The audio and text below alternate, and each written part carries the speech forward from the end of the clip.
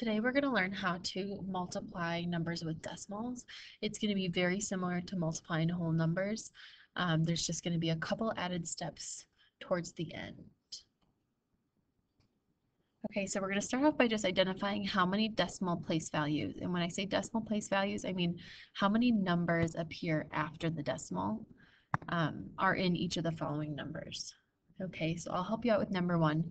In number one, there's one number after that decimal. There's one place value, the tenths. So that would have 1. Okay, I want you to pause the video real quick and I want you to try number 2 and 3 on your own and then resume the video to check. Okay, so by now we should have already done these two and we are just using the video to check. So number 2, we should have 1, 2, 3 decimal place values. And in number 3, we have 2. We have the 0 and the 5. Okay, we're going to be using that skill in order to put the decimals into our answers when we do multiplying. All right.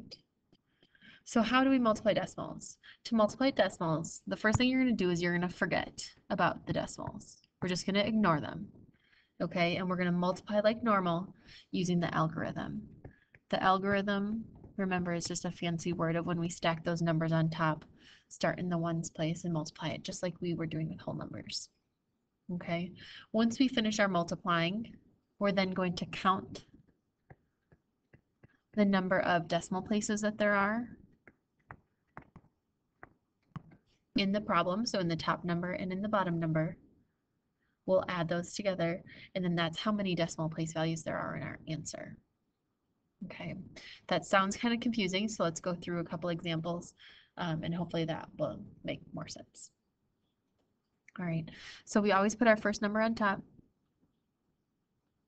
or a number with more digits you can put on top, and our 6. When we multiply, we do not need to line up decimals like we do when we add or subtract.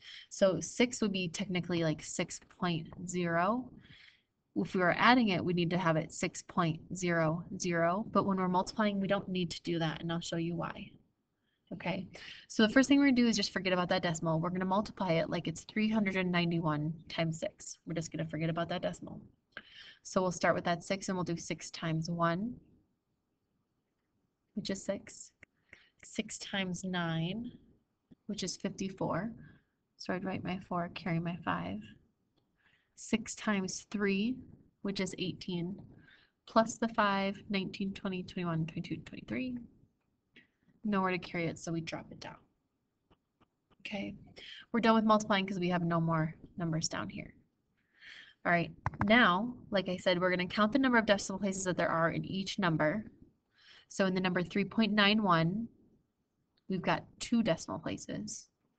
In the number 6, we don't have any, because if you think about like $6, the decimal comes after the 6, right? And there's no number after the decimal in the number 6. Whole numbers don't have any decimal places. Okay, so that would be 0. So 2 plus 0 would tell us that there should be 2 decimal places in our answer.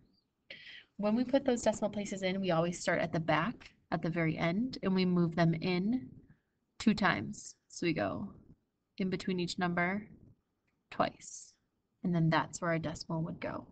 So this answer would be 23 and 46 hundredths. Okay, one way that we can estimate to make sure that our decimal's in the right place is we would do 6 times 3. 6 times 3 is 18. So is the number 23 close to 18? Yes. If we would accidentally move it 3 times instead of 2, we'd get 2.346, 2 and 346 thousandths. And is 6 times 3 close to the number 2? Not really. If we only moved it once instead of the 2 times, we'd get 234 and 6/10. 6 times 3 is 18. Is 18 close to 234? No. Okay, so you can kind of use that estimation in order to make sure that your number is in, your decimal's in the right place. Okay, if you're feeling comfortable, you can pause this video and you can start number 2 on your own and then just resume the video to check your work and make sure that you got it all right. If you want to follow along with me for this next example, that's fine too. There is room for you to try on your own on the back. So we're going to start off putting that 4.8 on top, 5.2 on the bottom. Again, we're going to forget about those decimals, so we're going to treat this like a 48 times a 52. So we'll start with that ones place. We do 2 times 8 is 16, write our 6, carry our 1. 4 times 2 is 8, plus 1, 9. We are done with that 2. I'm going to erase my carry so it's nice and clean. I'm moving on over to that 5, so I put my 0 placeholder. Now I'm going to do 5 times 8, which is 40, write my 0, carry my 4, and then 5 times 4, which is 20, plus the 4, 24.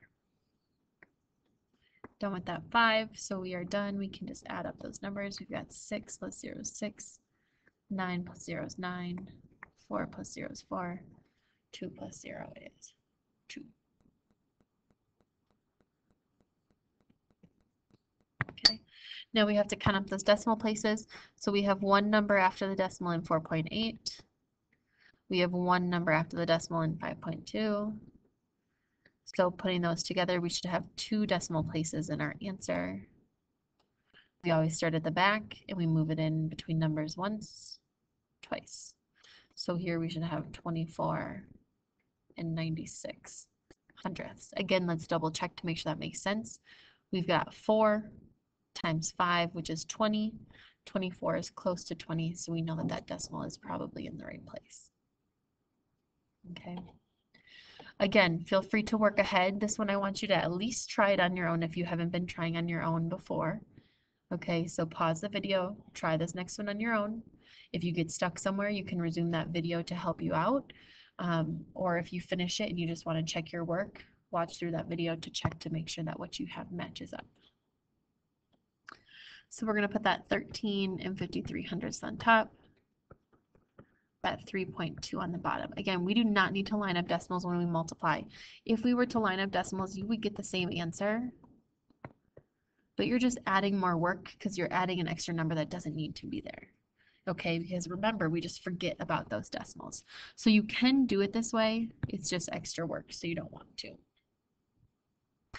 So we'd start with that 2, because we're going to do 1,353 times 32. We're forgetting about those decimals. 3 times 2 is 6.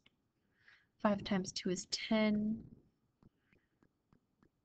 2 times 3 is 6 plus 1 is 7. 2 times 1 is 2. Done with that 2, I'm going to erase my carries.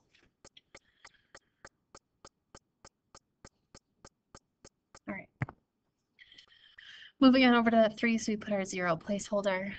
Start with that 3 and multiply it by each number on top. So 3 times 3 is 9. 5 times 3 is 15, so we write our 5, carry our 1.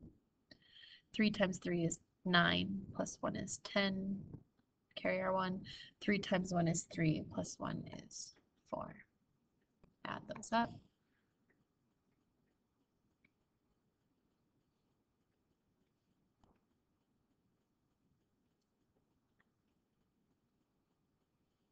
Last up, we have to count the number of decimal places we have in our numbers that we were multiplying. So we've got 1, 2 in our first number, and we have 1 in our second number, meaning that we will have a total of 3 decimal places in our answer. We start at the back and move it in 1, 2, 3. This answer would be 43 and 296 thousandths. Double check, 13 times 3 is 39. That is close to 43, so that decimal is probably in the right place. Okay, again, if you haven't yet tried this on your own, I really, really want you to try to pause this video and try this next one on your own. You can always resume the video when you get stuck and then pause it again once you get up to that point and you know what to do again. Again, we do not need to line up those decimals. We'd just be adding extra zeros that we don't need because we just ignore those decimal places to begin with. Start in that ones place. We do 6 times 5 is 30. 4 times 5 is 20 plus 3 is 23. 5 times 2 is 10 plus 2 is 12.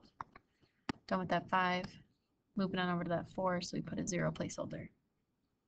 6 times 4 is 24. 4 times 4 is 16 plus 2 is 18. 4 times 2 is 8 plus 1 is 9.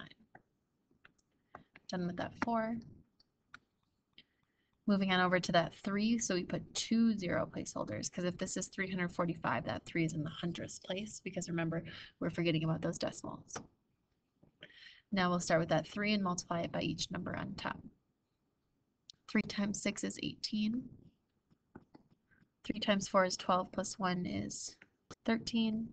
3 times 2 is 6 plus 1 is 7. Let's add those up. 0, 7. Group these together to make it 10 plus 8 is 18. Group these together to make it 10, 13, 14. Last but not least, we have to add in that decimal. So we have 1 and 24 and 6/10.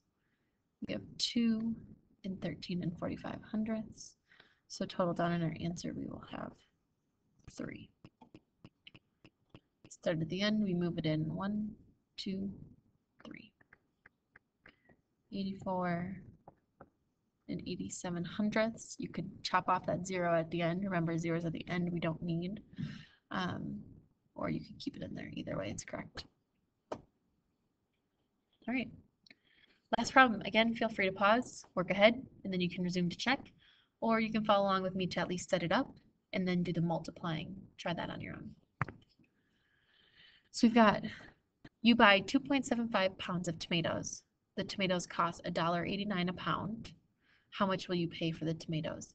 With word problems like this, especially with decimals, I like to think of nicer numbers and something that you understand. Okay, so let's use like packs of pencils. Okay, you buy 5 packs of pencils. So we're just using nicer numbers. 5 packs of pencils, and they each cost $2. So we're buying 5 packs of pencils, and they each cost $2. We want to know how much we're paying. So think about, what would we do with those two numbers in order to solve it? Well, if we're buying 5 packs of pencils, each one's $2, we do 5 times 2, right? To get that $10 that we'd be paying. 5 times 2 is $10. So just because these are nicer numbers, we still do the same process here. So we're going to be multiplying the amount of pounds we're getting and then the price for each pound. Okay. Now that this is set up, like I said, try to do the multiplying on your own and then resume the video to check. 9 times 5 is 45. 7 times 9 is 63 plus 4 is 67. 9 times 2 is 18 plus 6, 19, 20, 22, 23, 24. All right, done with that 9. Add our 0 placeholder. 8 times 5 is 40. Write our 0, carry our 4. 8 times 7 is 56. Plus 4 would be 60. 8 times 2 is 16. Plus 6. 17, 18, 19, 20, 21, 22. Done with that 8. Put 2 0 placeholders because we're moving over. Remember, we're treating this like it's 189, so we're moving over to the hundreds place. 1 times 5, 5. 1 times 7, 7. 1 times 2, 2. Add those up.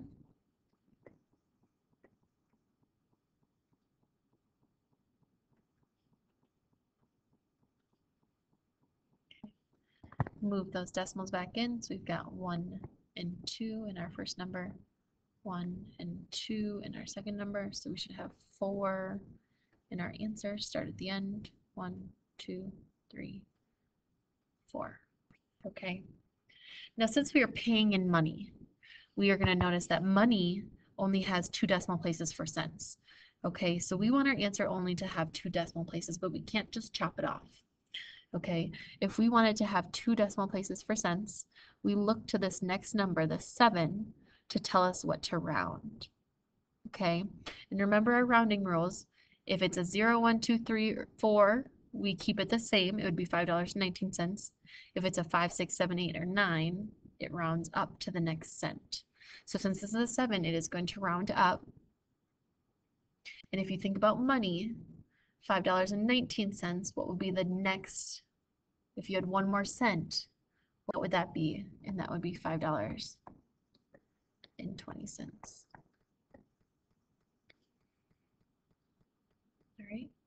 And that is how you multiply decimals. If you need to write a summary for Avid, you can. If you want to just write a summary for your own sake, you could talk about how we multiply decimals by stacking them on top of each other, forgetting about the decimals, counting them up at the end, and then putting them back into our answer. All right, and that's all I have for you today.